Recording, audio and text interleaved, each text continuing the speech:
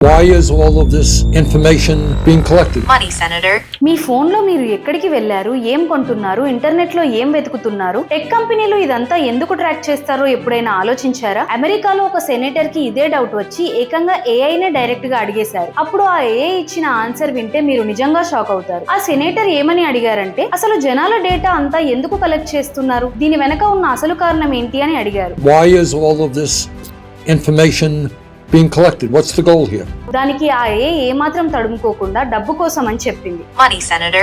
Advertisers pay premium prices for access to these detailed profiles. They're incredibly effective at manipulating consumer behavior. అవును, ఇదంతా లాభాల కోసమేనట. ఈ కంపెనీలు మన డేటాను తీసుకొని మన ఫ్యూచర్ లో ఏం కొంటామో ముందే అంచనా వేస్తాయి. మన వీక్నెస్ ని బట్టి మనకు నచ్చే యాడ్స్ మాత్రమే చూపిస్తాయి. ఒక్క మాటలో చెప్పాలంటే మన డేటా వాళ్ళ చేతిలో ఉంటే మనల్ని వాళ్ళకు నచ్చినట్టు కంట్రోల్ చేయగలరు. మన బిహేవియర్ ని కూడా మ్యానిపులేట్ చేసి అడ్వర్టైజర్స్ దగ్గర కోట్లు సంపాదిస్తున్నారు. అంటే మనకు తెలియకుండానే మన డేటాతో వాళ్ళు ఒక పెద్ద బిజినెస్ సామ్రాజ్యాన్ని నడుపుతున్నారు. మరి దీని గురించి మీరు ఏమనుకుంటున్నారు? మన ప్రైవసీకి అసలు విలువే లేదా? మీ ఒపీనియన్ కామెంట్స్ లో చెప్పండి. అందరినీ అలర్ట్ చేయడానికి ఈ వీడియోను ఖచ్చితంగా షేర్ చేయండి. జై హింద్.